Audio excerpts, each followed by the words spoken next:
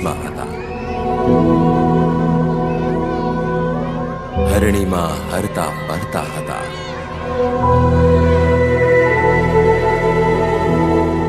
ભૂલકા હતા, તેમની દુનિયામાં મસ્ત હતા.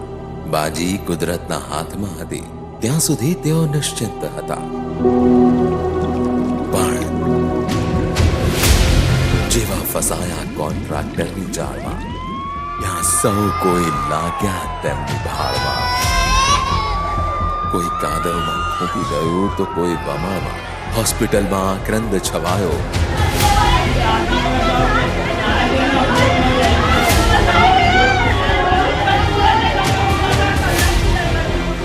કોઈએ લાડકવાયો ગુમાવ્યો તો કોઈએ વહાલા દરિયાને.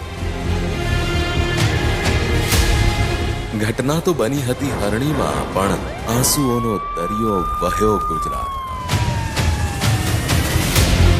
તંત્ર પણ જીવે છે તે વાત, ફરી રહી રહીને યાદ આવી. ફરી મચ્છોની વાત યાદ આવી, ફરી પાણીની ગાત યાદ આવી.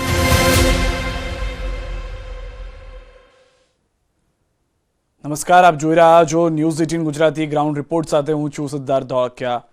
વડોદરામાં થયેલા બોટાદ કાંડ બાદ આ બોટકાંડને લઈને ગુજરાતમાં ખળભળાટ મચી ગયો. પરંતુ બીજી તરફ બોટકાંડમાં જીવ ગુમાવનાર બાળકોની યાદમાં પરિવાર રડી રડીને અડધો થઈ ગયો. આ ઘટનાથી ગુજરાતભરમાં આક્રંદ છે, હતાશા છે, નિરાશા છે. આ હૈયાફાટ રુદન વચ્ચે ઈશ્વરના ખોળામાં રમતા આ 12 માસૂમોએ પોતાના માતા પિતાને ભાવુક કરી દે તેવો પત્ર લખ્યો છે. જુઓ આ અહેવાલ. પપ્પા, ઓ પપ્પા, અરે મમ્મી, ઓ મમ્મી, કોઈ તો સાંભળો મારો આ અવાજ.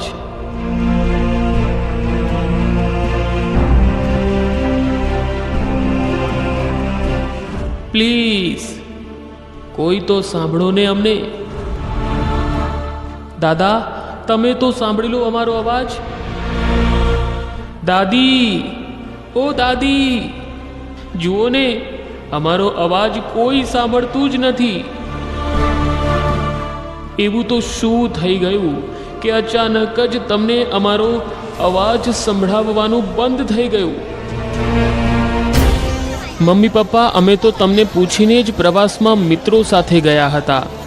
મમ્મી, તમે જ તો અમારા પ્રવાસની ફી ભરવા શાળાએ આવ્યા હતા. મમ્મી, ઓ મમ્મી, પ્લીઝ અમારો અવાજ સાંભળો ને. મમ્મી, અમે નહીં કરીએ તોફાન, બસ પ્લીઝ સાંભળો ને મમ્મી. મમ્મી પપ્પા, તમને ખબર છે ને, તમે જ તો મને હસતા મોઢે એકદમ ખુશ થઈને મસ્ત મસ્ત રીતે મને તૈયાર કરીને ઇસ્ત્રી કરેલો યુનિફોર્મ પહેરાવીને શાળાએ પ્રવાસમાં જવા માટે મૂકવા આવ્યા હતા. મમ્મી પપ્પા, રાત્રે જે સૂકો નાસ્તો મારા માટે લઈને આવ્યા હતા એ જ તો તમે મને ડબ્બામાં ભરીને આપ્યો હતો. મમ્મી, ખબર છે ને, મેં તમને કીધું હતું કે પ્રવાસમાં અમારે ખૂબ ધીંગા મસ્તી કરવી છે. તેમ છતાં કેમ અમારો અવાજ તમારા સુધી નથી પહોંચતો? એવી તો શું ભૂલ કરી મમ્મી અમે? અમારો શું વાંક છે પપ્પા, બોલો ને. કેમ અમારો અવાજ તમારા કાને નથી પડતો? ચાલો બસ હું તમને એક એક કરીને આખી વાત કરું કે અમે પ્રવાસમાં શું કર્યું. મમ્મી પપ્પા, અમે તો રાજીના રેડ હતા. અમારો પ્રવાસ પણ ખૂબ સારી રીતે ચાલતો હતો. મમ્મી પપ્પા, તમને ખબર છે ને કે એક તળાવમાં પણ અમારે ફરવા માટે જવાનું હતું. તળાવમાં બોટમાં જવાનું વિચારીને જ અમારા ચહેરા પર સ્મિત ખીલી ઉઠતું હતું. જ્યારે અમે બોટમાં બેસવાના હતા ત્યારે અમને તો એમ કે તળાવમાં ખળખળ વહેતા પાણીમાં ચાલતી આ બોટમાં બેસીએ તો બહુ મજા પડશે. મહાકાય મગરથી તો અમને બીક લાગતી હતી, પરંતુ નાની માછલીઓ તો અમને ખૂબ વહાલી લાગે હો. અમે તો વાજતે ગાજતે બોટમાં બેસવાનું શરૂ કરી દીધું. બોટમાં બેઠા તો મમ્મી બધા જ મિત્રો ખૂબ હસતા રમતા મોજ મસ્તી કરતા હતા. ધીમે ધીમે બોટ ચાલી અને સામે કાંઠે પહોંચવાની જ હતી. ત્યાં જ મમ્મી ખબર નહીં અચાનક બધા જ મારા મિત્રો અને શિક્ષકો ફફડી ઉઠ્યા અચાનક જ એક બાજુથી મમ્મી બોટ પાણીમાં ડૂબતી જોવા મળી.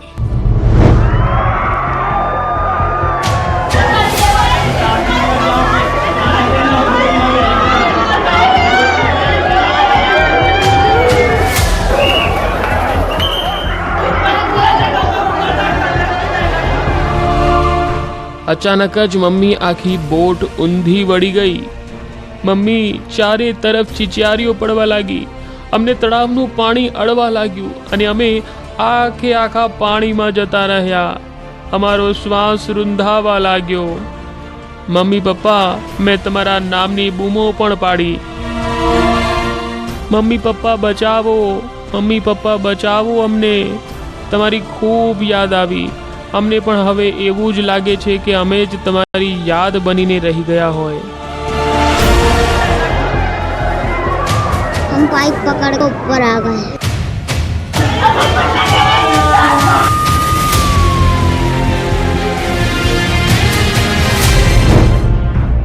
સાચું મમ્મી, અમારી આમાં કશી જ ભૂલ નથી. પપ્પા, તમને ખબર છે, અમને તો બોટવાલા અંકલે પેલું લાઈફ જેકેટ પણ નહોતું આપ્યું. ટીચરે ઘણી વાર બોટવાલા અંકલને કીધું કે મારા બાળકોને લાઈફ જેકેટ આપો, લાઈફ જેકેટ આપો, પણ પપ્પા, અંકલ માન્યા જ નહીં. અને મમ્મી, ખબર છે, ટીચરે તો અંકલને એ પણ કહ્યું કે બાળકોને ઠાંસીને બેસાડો નહીં, તો પણ અમને ઠાંસીને જ અંકલે બોટમાં બેસાડ્યા.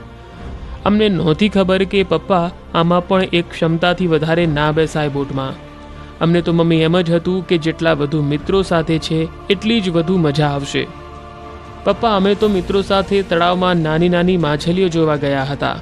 અમે તો એ ખળખળ વહેતા પાણીનો અવાજ સાંભળવા ગયા હતા. અમે તો વહેતા પાણીમાં હાથ પલાળવા માંગતા હતા. અમને ક્યાં ખબર હતી મમ્મી કે હવે અમને યાદ કરીને તમારી આંખો હંમેશા માટે આંસુથી પલળેલી રહેશે. દાદા દાદી, અમારી સાથે તો જે થયું એ તો અમે સપનામાં પણ વિચાર્યું નહોતું. આ અમારી શાળાનો પ્રવાસ, અમારી જિંદગીનો છેલ્લો પ્રવાસ બની જશે એવી પણ અમને ક્યાં ખબર હતી. મમ્મી પપ્પા, માફી માંગીએ છીએ કે અમે અજાણ્યા પાણી પર ભરોસો મૂક્યો. તમે અનેક વાર શીખવ્યું હતું કે પાણી પર ભરોસો ક્યારેય નહીં કરવાનો, પણ અમે તમારી વાત માન્યા જ નહીં. જેના જ કારણે આજે અમે ફરિશ્તા બની ગયા છીએ. અમારો અવાજ તમારા કાન સુધી પહોંચી જ નથી શકતો. પરંતુ તમને ખબર છે મમ્મી, એવું નથી કે અમારો અવાજ કોઈ સાંભળતું નથી. હવે તો અમારો અવાજ માત્ર ઈશ્વર જ સાંભળે છે. કેમ કે દાદા દાદી જ તો દર વખતે કહેતા હતા કે અમે તો ઈશ્વરનું સ્વરૂપ છીએ, પરંતુ અમે માનતા નહોતા. પરંતુ જ્યારે આજે ખુદ ઈશ્વર અમારી સાથે વાત કરે છે, ત્યારે અમને સમજાણું કે ખરેખર અમે ઈશ્વરનું સ્વરૂપ છીએ. મમ્મી પપ્પા, છેલ્લે તમને એક વાત કહેવી છે અમારે, કે અમારી ચિંતા ના કરતા અને તમે રડતા નહીં હો. મારા ગયા પછી તમારી તબિયતનું ધ્યાન રાખજો. કેમ કે હવે તો અમે ઈશ્વરના ખોળામાં રમીએ છીએ, ધીંગા મસ્તી કરીએ છીએ. દાદા દાદી, ભાઈને, મારી વાલી બહેન, કાકા કાકીને, બધા જ પરિવારોને મારી યાદ આપજો. અને છેલ્લે પપ્પા મમ્મી, તમને એક જ વાત કહીશ કે તમે મને ખૂબ જ યાદ આવશો.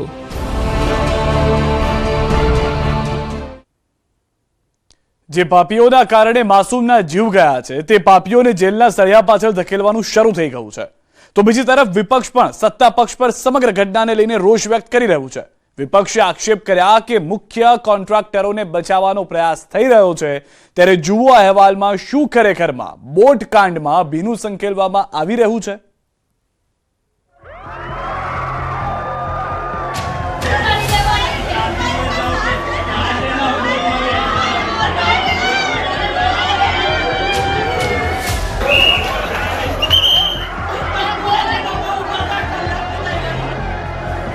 સાહેબ, આ સંસ્કારી નગરી વડોદરામાં કેટલાક નફટોએ અસંસ્કારી કામ કરી નાખ્યું.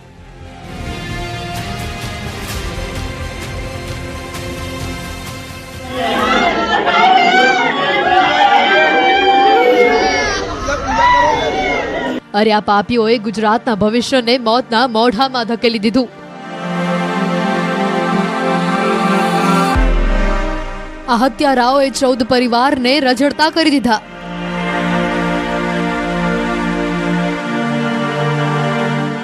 બાર બાળકો અને 2 શિક્ષકોના ઘરમાં હાલ હૈયાફાટ રુદન છે. દીકરા દીકરીને ખોયા બાદ પરિવારોને સાંભળવા પણ મુશ્કેલી ભર્યા બની ગયા છે. માતા પોતાના વહાલી દીકરીને યાદ કરીને ધ્રુસકે ને ધ્રુસકે રડી રહી છે, તો પિતા પણ પોતાના સહારાની અંતિમ વિધિ કરી આખે આખો તૂટી ગયો છે. આ પિતામાં આત્મવિશ્વાસ નથી વધ્યો. તે બસ પોતાના દીકરાને પાછો મેળવવા ભગવાન સામે હાથ ફેલાવીને ઊભો છે. તો કોઈ દાદી પોતાના પૌત્રને છેલ્લા 24 કલાકથી શોધી રહી છે. તળાવના ઠેક ઠેકાણે આ દાદીમાં પોતાના કૃષ્ણને શોધી રહી છે, પરંતુ હજી સુધી તેની કોઈ ભાળ મળી નથી. ઘટના સ્થળ ઉપર પણ તેમનો પૌત્ર ન મળતા તેઓ પૌત્રની ચિંતામાં ધ્રુસકે ને ધ્રુસકે રડી પડ્યા. મારા છોકરાને હોદવા આવી ભામરી મેં આવી રાતની હોદું મારા છોકરા પૈસાનું નથી હાલતી.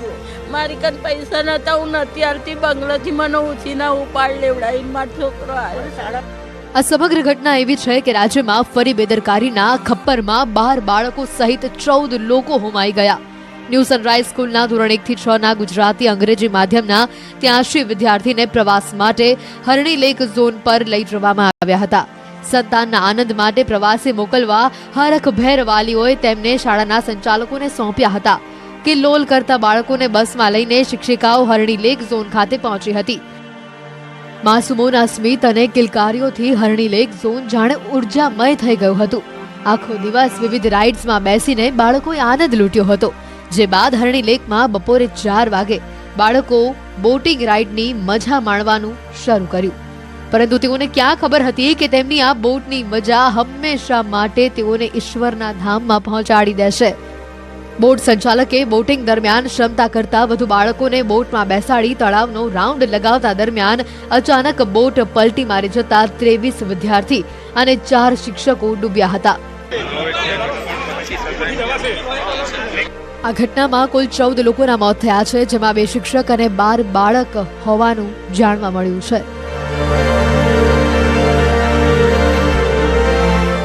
આ હરણી લેકમાં પ્રવેશતા બાળકોને ક્યાં ખબર હતી કે આ તેમની સાથે અંદર શું થવાનું છે?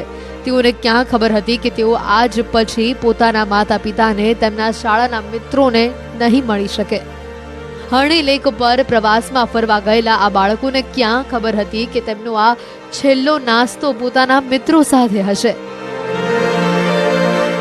હાલ જે આપ દ્રશ્યો જોઈ રહ્યા છો તે બચી ગયેલા બાળકોના છે. આ બાળકો પણ એ મોતની બોટમાં જ સવાર હતા, પરંતુ સદનસીબે અને મહા મહેનતે તેઓને બચાવવામાં આવ્યા. જુઓ તો ખરા એકવાર આ બાળકોના ચહેરાને. બસ મિત્રો સાથે થોડા સમય પહેલા આ બાળકો મસ્તી કરતા હતા. તેઓના મિત્ર નથી રહ્યા આ દુનિયામાં, તે વાત પણ આ લોકોને હાલ સમજાતી નથી. સાંભળો આ દુર્ઘટનામાં બચી ગયેલા બાળકની આપવીતીને.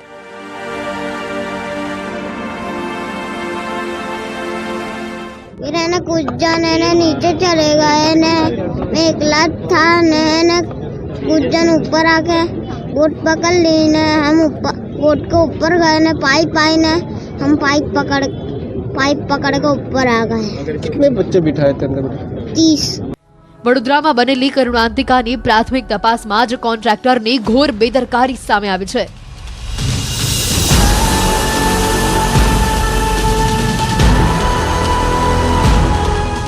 હરણી લેકમાં બોટિંગ રાઇડમાં અનેક ખામીઓ અને બેદરકારી રખાઈ હોવાનો ખુલાસો થયો છે.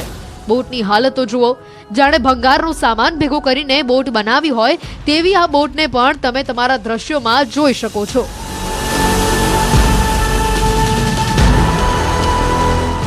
આ એ જ બોટ છે કે જેમાં 35 જણાને બેસાડ્યા છે. એની સિટિંગ કેપેસિટી કદાચ 14 જણની છે, 14 થી વધારેની નથી. અને એમાં 1 કે 2 જણા તો એમના બોટ ઓપરેટર હશે, એમના માટેની જગ્યા હશે. સો મેક્સિમમ આની અંદર 12 જણા બેસી શકે એવી કેપેસિટી છે.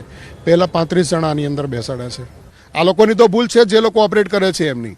એટલે આમાં બધા ઇક્વિપમેન્ટ પણ નવા હોય તો જ એમને પરમિશન આપવી જોઈએ, નહીં તો કેમ પરમિશન આપવી જોઈએ? એ લોકો કમાવાના નથી આમાંથી? ફ્રીમાં જ એમને બધું કમાવું છે, ભંગારમાંથી સામાન લાવવાનું, એને બિલ્ડિંગ કરવાનું. આની કન્ડિશન જો તમે, આની આ સ્ટ્રક્ચરની સ્ટેબિલિટી જો, આ સ્ટ્રક્ચરની સ્ટેબિલિટી છે. તો આવું કઈ રીતે એલાવ કરી શકાય એમ. ખરેખર આ બોટના દ્રશ્યો જોઈ કહી શકાય છે કે ભંગાર હાલતમાં જ આ બોટ છે. તમે જુઓ, આ બોટમાં બાળકોના જેકેટ પણ ત્યાંના ત્યાં જ છે, કોઈના ચપ્પલ પણ એમના એમ જ જોવા મળી રહ્યા છે. ત્યારે આ ઘટનાને વિચારી ખરેખર રૂવાડા ઊભા થઈ જાય છે. એ ડૂબતા બાળકો પર શું વીતી હશે તેનો અંદાજો તમે જાતે જ આ દ્રશ્યો પરથી લગાવી શકો છો. ગઈકાલે મનોરંજનના સ્થળ પર જે માતમ છવાયો હતો તે સ્થળ પર અત્યારે ફરી એક વખત ન્યૂઝ 18 ગુજરાતીની ટીમ પહોંચી છે. સીધા દ્રશ્યો બોટના બતાવવાના પ્રયાસ કરીશું કે આ એ બોટ છે કે જે 14 લોકોના જે જીવ છે તે ભરખી ગઈ છે. આ બોટમાં જે શાળાના માસૂમ વિદ્યાર્થીઓ હતા તે સવાર હતા અને તળાવની બિલકુલ વચ્ચોવચ જતાની સાથે જ ઓવરલોડના કારણે આ જે બોટ છે તે પલટી ખાઈ ગઈ હતી. બોટ ચલાવનાર ઓપરેટરોએ સેફટીની અને નિયમોની એસી તેસી કરીને બોટમાં ઠાંસીને નાના નાના ભૂલકાઓને ભરી સેફટી વિના બોટ રાઇડ કરાવાઈ હોવાનો ખુલાસો થયો છે. બાળકો સાથે આવેલા શિક્ષકોએ પણ દાવો કર્યો કે અમે ના પાડી હતી કે આટલા બાળકોને બેસાડો નહીં, તેમ છતાં ઓપરેટરો માન્યા જ નહીં અને મોટી મોટી વાતો કરી બોટમાં સવાર બાળકોને અને શિક્ષકોને મોતના મોઢામાં ધકેલી દીધા. पहले 2 राउंड बोट के हो चुके थे, उसमें गुजराती मीडियम के बच्चे निकल गए. ये तीसरा राउंड था जो बोट वालों को हमने बोला कि इतने मत भरो. उन्होंने कहा कि आपको मालूम कि हमको मालूम, हम रोज़ बिठाते हैं, आप बिठा दो. मैडम ने कहा हम पैदल जाने को तैयार है. मानसी मैडम और स्वाति मैडम ने, फाल्गुनी मैडम सब ने बोला तो भी वो लोग माने नहीं और बिठा के बोट चला ही दी. થોડી દૂરી બોટ ગઈ ઓર ઉલટી પલટ ગઈ. ઇંગ્લિશ મીડિયમના છોકરાઓને લેવા બોટવાળા સામે પર ગયા તો લઈને આવતા હતા અને બોટ વચ્ચે ઊંધી વળી ગઈ. હરણી તળાવમાં બનેલી કરુણ ઘટનામાં નીઝામાં પરિવારે કુળદીપક ગુમાવ્યો. 10 વર્ષના વિશ્વાએ બોટ દુર્ઘટનામાં ગઈકાલે જીવ ગુમાવતા પરિવારમાં શોકનો માહોલ છે. નીઝામાં પરિવારમાં આક્રોશ સાથે સ્કૂલ અને તંત્ર સામે રોષ છે. એવો આક્ષેપ છે કે ન્યૂ સનરાઈઝ સ્કૂલ દ્વારા પ્રવાસ અંગે પરિવારને જાણ નહોતી કરાઈ. શાળા છૂટવાના સમયે વિશ્વાને લેવા ગયા ત્યારે અકસ્માત થયાની જાણ થઈ. દાદા દાદી, પિતા અને માતાએ હોસ્પિટલ પહોંચતા જ વિશ્વાના મૃતદેહને જોયો અને પરિવાર ઉપર જાણે કે આભ તૂટી પડ્યું. અમને ખબર પડી કે 5 વાગે સ્કૂલની બસ આવવાની છે તો અમે ગયા તો ત્યાં અમને રિસ્પોન્સ નહીં મળ્યો કે ભાઈ સ્કૂલમાં બસ કંઈ એક્સિડન્ટ છે કે એવું કંઈ. 14ની કેપેસિટી છે, એની જગ્યાએ 34 ભર્યા ને એમાંથી પાછા 2 મોટા બોડીગાર્ડ શિક્ષકોને ભર્યા. એ નિષ્કાળજી છે તો ત્યારે શિક્ષકોએ ના બેસવું જોઈએ ને કોઈને ઉતારીને. તો આ તરફ વડોદરામાં રાતથી લઈને સવાર સુધી રેસ્ક્યુ ઓપરેશન ચાલ્યું. ઘટના સ્થળથી લઈને હોસ્પિટલ સુધી તમામ જગ્યાએ લોકોની ભીડ ઉમટવા લાગી, જેનાથી જે મદદ થતી હોય તે કરવામાં આવી. ચારે તરફ એમ્બ્યુલન્સનો જ અવાજ ગૂંજી રહ્યો હતો. બીજી તરફ બાળકોના માતા પિતાના શ્વાસ અદ્ધર થઈ રહ્યા હતા. કોઈ એમ્બ્યુલન્સના માધ્યમથી બાળકોને હોસ્પિટલ પહોંચાડી રહ્યું હતું તો કોઈ રિક્ષામાં બેસાડીને બાળકોને હોસ્પિટલ પહોંચાડી રહ્યું હતું. હોસ્પિટલમાં અને તેની બહાર પણ ખૂબ જ ભીડ અને દોડધામ મચી ગઈ હતી. લોકોની આંખોમાં આંસુ હતા. માસૂમોને બચાવવાની જીદ હતી. તંત્ર સામે આક્રોશ હતો. વડોદરા દુર્ઘટના બાદ એક તરફ કરુણાંતિકા જેવા દ્રશ્યો સર્જાયા તો બીજી તરફ હોસ્પિટલમાંથી કરુણ દ્રશ્યો સામે આવ્યા. આ પરિવાર પોતાના બાળકોને હોસ્પિટલમાં લઈ જતા જોવા મળ્યા. ત્યારે કોર્પોરેટર જાગૃતિબેન કાકાએ પણ આ જ રીતે એક બાળકીને ખોળામાં લઈને દોટ મૂકી અને જેનો વિડીયો પણ હાલ સામે આવ્યો છે. જાગૃતિબેન કાકા એક કોર્પોરેટર છે અને આ પહેલા પણ તેઓ હોસ્પિટલને લઈને ઘણી વખત ચર્ચામાં આવી ગયા છે. તો કોઈ બાળકોને આ મોતના પાણીમાંથી બચાવવા પોતાના જીવની પરવા કર્યા વગર જ પાણીમાં કૂદી ગયું. એવા 3 થી 4 લોકો છે જે ખરા અર્થમાં ડૂબતા બાળકો અને શિક્ષકો માટે તારણહાર બન્યા છે. તેઓને જાણ થતાં જ રેલિંગ કૂદી માસૂમોના જીવ બચાવવા મહેનત કરી. હું જેવો કપડાં પહેરેલો એવું અંદર કૂદી પડ્યો અને 3 બાળકો મેં કાઢ્યા. પછી એમાં જે નીચે તો અંદર બોટ અંદર નીચે દબાયેલા હતા. ત્યારે મેં કહ્યું ક્રેન વાળાને ફટાફટ બોલાવો અને ક્રેન મેં ઊંધી પાડીને બોટ ખેંચી લો. બોટમાં કદાચ હોય તો પછી બોટ ખેંચી તો એક જ બાળક અંદર નીકળ્યું અને એ નીકળ્યા પછી એમાં નીચેથી 3 બાળક બીજા કાઢ્યા. હા, ટોટલ 6 બાળક અમે કાઢ્યા સામે. કોઈ જેકેટ પહેરેલા કોઈ બાળક નતા. હા, બધા એવા જ કાઢ્યા. આપણા જે શર્ટ પહેરેલા એવા જ બાળક હતા બધા. કોઈ જેકેટ પહેરેલા કોઈ બાળક નથી. અહીંયા એક વાત નોંધવા જેવી છે બાળકોને બચાવનાર વ્યક્તિ પણ કહી રહ્યો છે કે બાળકોએ લાઈફ જેકેટ નહોતા પહેર્યા. એટલે જ એક વાત સ્પષ્ટ છે કે બોટ ઓપરેટરની અહીંયા ખૂબ જ મોટી બેદરકારી છે અને જેના પાપે બાળકોએ જીવ ગુમાવવાનો વારો આવ્યો છે. માત્ર માનસી જ નહીં, લાલાભાઈ કરીને વડોદરાના એક સ્થાનિક પણ તેમાં કૂદ્યા હતા અને તેઓએ બાળકોના જીવ બચાવ્યા હતા. સ્થિતિ તો સમજો ના આવે કે એ ટાઈમે મને તો ક્યાંય ખ્યાલ આવતો નતો કે શું કરું શું ના કરું. મનોસ્થિતિ એવી હતી, મેં તો પહેલાં પેલું એ વિચાર કર્યો કે પહેલાં પેલું અંદર છે શું, બોટ પલટી મારી હતી. પછી જોયું તો છોકરા છે એમને બચાવવા માટે અમે કૂદી પડ્યા અંદર. મારી જોડે બીજા 2-4 છોકરા હતા એટલે બધા કૂદી પડ્યા. બીજા તારે મેં લગભગ 4 છોકરા કાઢ્યા. ત્યારે હવે તમને અન્ય એક રિયલ હીરોની પણ વાત સંભળાવીએ, જેણે પોતાના જીવને દાવ પર મૂકી બાળકો અને શિક્ષકોને બચાવવા બચાવ કામગીરીમાં લાગ્યા હતા. તેઓ આખી રાત ઘટના સ્થળ પર રહ્યા અને વહેલી સવારે પણ રેસ્ક્યુ ટીમની સાથે તળાવમાં બાળકોની શોધખોળ કરી રહ્યા હતા, જેના દ્રશ્યો પણ તમે તમારી ટીવી સ્ક્રીન ઉપર જોઈ રહ્યા છો. તો રિટર્નમાં એક છોકરાને બહાર કાઢ્યો, ત્યાં મેં જોઈ ગયો તો મેં ફટાફટ અહીંયા આગળ આવ્યો, ગાડી સામે મૂકીને મેં અહીં આગળ ફટાફટ આવ્યો. ત્યારે એ બધા છોકરા બધા ઊભા હતા તો 2-4 છોકરા બે છોકરા મેં કાઢ્યા હતા. પછી મારા ફાધરને મેં ફોન કર્યો, કીધું પપ્પા આવું થયું છે, તમે આવો. તો મારા પપ્પા આવ્યા, ડાયરેક્ટ અંદર પાણીમાં પડ્યા. 2 છોકરા પપ્પાએ કાઢ્યા હતા. ખરેખર આવા દેવદૂત સમાન લોકોના જ કારણે અન્ય બાળકોના જીવ બચાવવામાં સફળતા મળી છે. સમગ્ર ઘટનાની જાણ થતાં જ ગૃહમંત્રી હર્ષ સંઘવી તાત્કાલિક ઘટના સ્થળ પર પહોંચ્યા હતા, જે બાદ મોડી રાત્રે મુખ્યમંત્રી ભૂપેન્દ્ર પટેલ પણ ઘટના સ્થળે પહોંચ્યા અને તેઓએ હોસ્પિટલમાં પણ ઘાયલ બાળકોના ખબર અંતર પૂછ્યા હતા. આ તરફ વહેલી સવારે કોંગ્રેસના નેતાઓએ પણ ઘટના સ્થળની મુલાકાત લીધી હતી. ધારાસભ્ય ઇમરાન ખેડાવાલા અને કોંગ્રેસના પૂર્વ ધારાસભ્ય ગ્યાસુદ્દીન શેખે પણ મુલાકાત લીધી. આ મુલાકાત દરમિયાન તેઓ મૃતકોના પરિવારજનોને મળ્યા અને તેઓની વાત સાંભળી હતી. તો બીજી તરફ વડોદરા જિલ્લાની કોંગ્રેસની ટીમે વડોદરા મનપા પર આક્ષેપ કરતા કહી દીધું કે બિન અનુભવી લોકોને કોન્ટ્રાક્ટ અપાયો છે. શાસકો મુખ્ય સૂત્રધાર પરેશ શાહને બચાવવાનો પ્રયાસ કરી રહ્યા હોય તેવો પણ આક્ષેપ કરાઈ રહ્યો છે. એડમિનિસ્ટ્રેટર્સ જે વહીવટદારોને આની દેખરેખ રાખવાની હતી એ લોકો બી ઇક્વલી રિસ્પોન્સિબલ ગણું છું. અને રાષ્ટ્રીય વગ વાપરીને જે રીતના અધિકારીઓની પર બી પ્રેશરાઇઝ કરીને આના પર કોઈ એક્શન નહીં લેવાના, એ જે રાજકીય નેતાઓ છે જેમની સાથે ઇજારદારના ખૂબ ગરોબો છે તે લોકો બી ઇક્વલી જવાબદાર છે.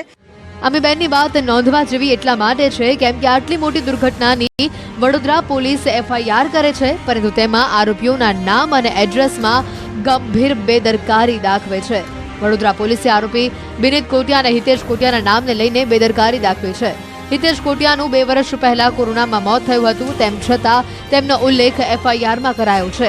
તો બીજી તરફ FIRમાં આરોપીનું સરનામું પણ ખોટું લખવામાં આવ્યું છે. સરનામાવાળો બંગલો 2 વર્ષ પહેલા જ આરોપીએ વેચી દીધો હતો.